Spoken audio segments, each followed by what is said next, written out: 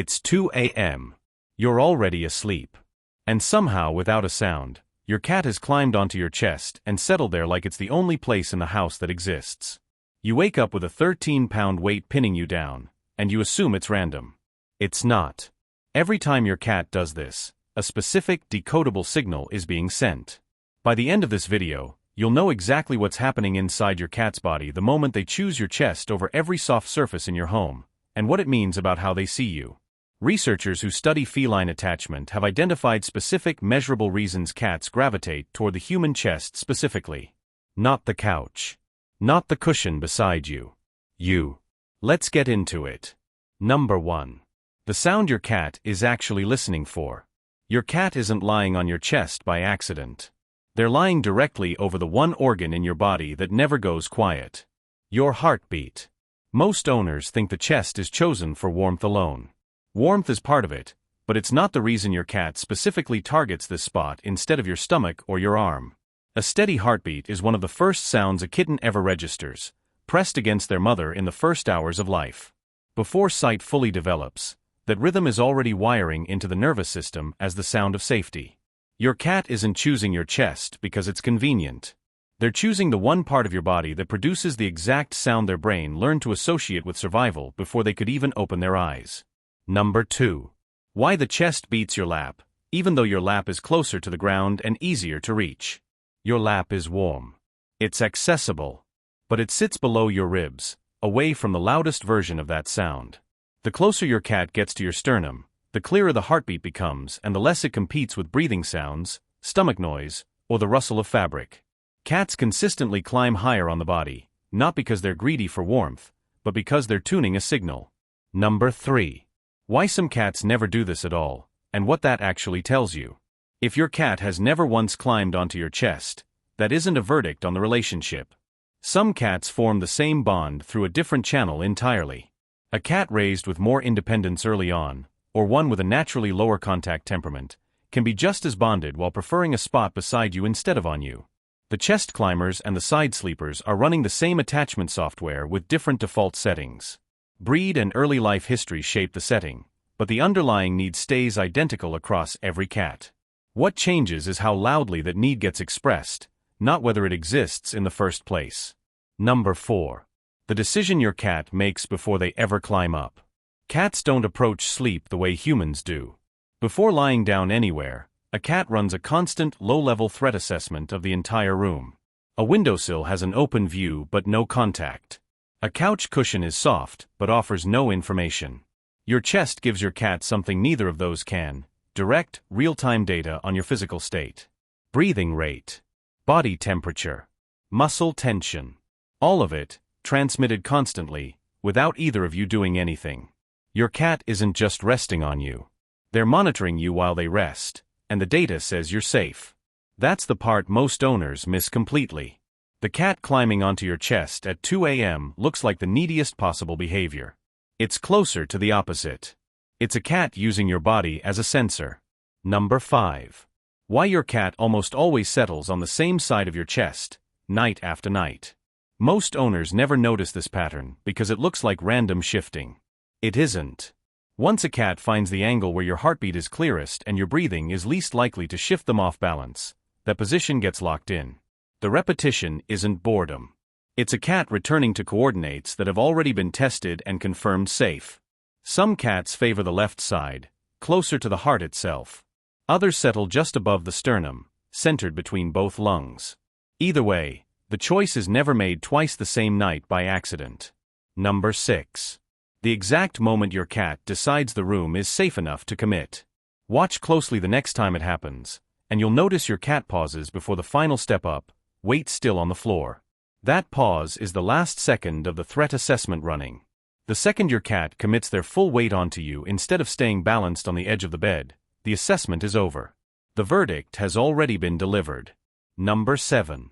What's actually happening in your cat's body once they settle? This is where most owners get the read backwards entirely, and it's worth slowing down here, because the mechanism is more specific than people assume. The moment your cat presses into your chest and starts to purr, their body isn't producing comfort randomly. Purring sits in a low frequency range, and researchers have studied that range for its effects on biological tissue and stress chemistry. This is a sensitive area, and it deserves a clear note. The research on purring frequencies and physical healing is real but still developing, and it should never replace medical care or be treated as a substitute for a veterinarian or a doctor. What is well established is simpler. Purring is strongly associated with a cat's own parasympathetic state, the rest and digest mode, the opposite of fight or flight. A cat doesn't purr in danger. They purr when the threat response has shut off completely. So when your cat lands on your chest and starts vibrating against you, you're not just feeling a sound. You're feeling the physical readout of a nervous system that has completely stood down in your presence. Number 8. Why this specific spot beats every other surface in the room. Your cat has access to blankets, heated beds, sun-warmed windowsills, objects engineered for comfort that your body can't compete with on temperature alone. And they still choose you. The reason is that comfort and safety are processed differently in a cat's brain. A heated bed gives warmth. It gives nothing else. It can't respond, can't shift, can't signal back. Your chest rises and falls with your breathing. It warms unevenly the way a living thing does, not the flat, constant heat of a heating pad. To your cat's nervous system, that irregularity is the proof that you are alive, present, and safe to be this close to. Number 9. What happens on your end of this exchange that most owners never even consider?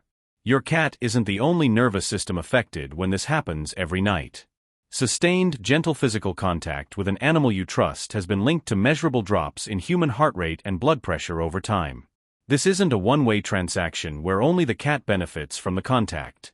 This is worth being precise about, the same way the purring section was. These effects are modest, they vary person to person, and they are not a treatment for any medical condition. If you have a heart or blood pressure concern, that conversation belongs with a doctor, not a video about your cat. What the data does support is simpler and still meaningful. Two nervous systems, regulating each other, at the same time, every single night, without either of you ever discussing it. Number 10. Why interrupting this moment too often can quietly change your cat's behavior. If you regularly shift positions, get up, or push your cat off mid-settle, you're not just being restless. You're repeatedly interrupting the exact moment your cat's threat assessment resolves to safe. Some cats adapt by choosing you less often over time, not out of resentment, but because the payoff for climbing up became less reliable. This isn't a reason to feel guilty about every time you needed to move.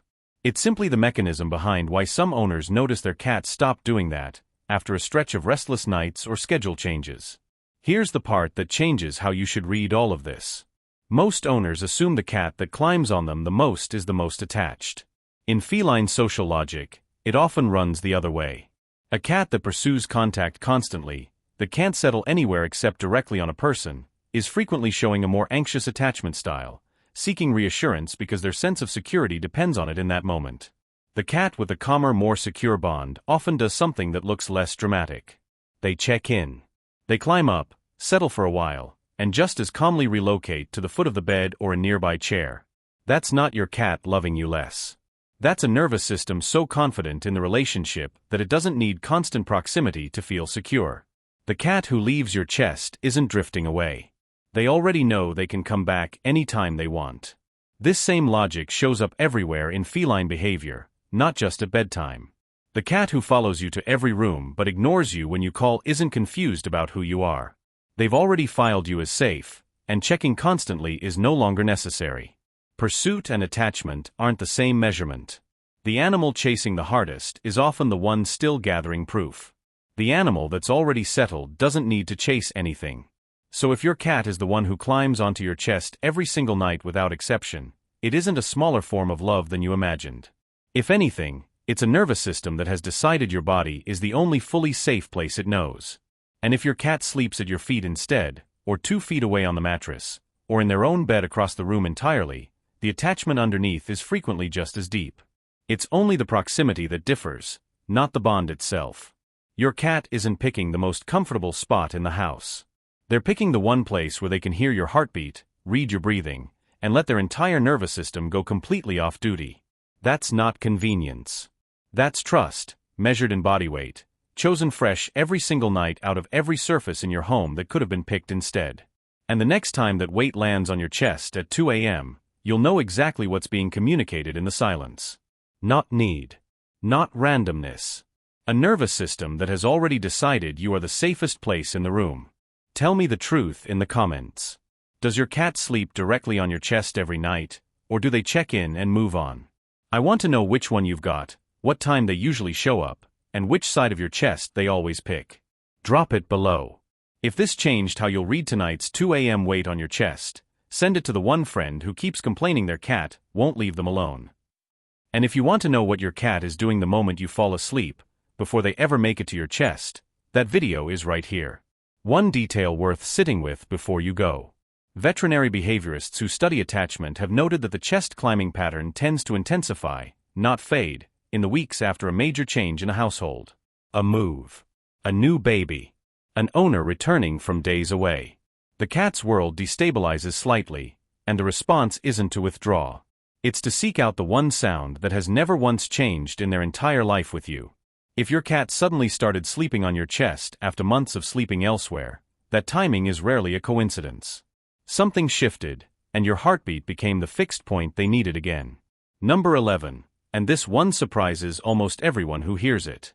Kittens raised without consistent access to a calm heartbeat early on, through illness, early separation, or a difficult start, often take longer to develop this specific behavior later in life. It isn't that they love less. It's that the association between a heartbeat and safety had to be built later, slower, sometimes well into adulthood, instead of forming in the first hours of life the way it usually does.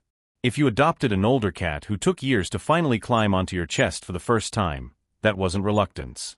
That was a nervous system catching up to a milestone it missed early, and choosing you anyway, on its own timeline. Number 12. What it means when your cat does this with a partner or family member but never with you, or the reverse. This isn't a ranking, even though it can feel like one. Cats often calibrate this specific behavior to whichever household member has the calmest baseline physiology, steadier breathing, less restless movement in sleep, a more predictable nightly routine. It's not about who they love more. It's about whose body gives the clearest signal. If your partner gets the chest and you get the feet are not a demotion. You're simply getting a different expression of the exact same underlying trust. Every variation in this list points back to the same root mechanism. A sound learned before birth. A signal your cat never stopped listening for, in a world that gives them very few guarantees. You happen to be the one guarantee they found. Not your couch, not your blankets, not the heated bed you bought specifically to compete with you. You specifically won. If you made it this far, you now know more about why your cat sleeps where they sleep than almost anyone they'll ever meet. Share this with someone who still thinks their cat is just being weird at 2 a.m. Subscribe for more of what your cat has been quietly trying to tell you. And tonight, when that familiar weight lands on your chest, you'll finally know exactly what it means. Stay close.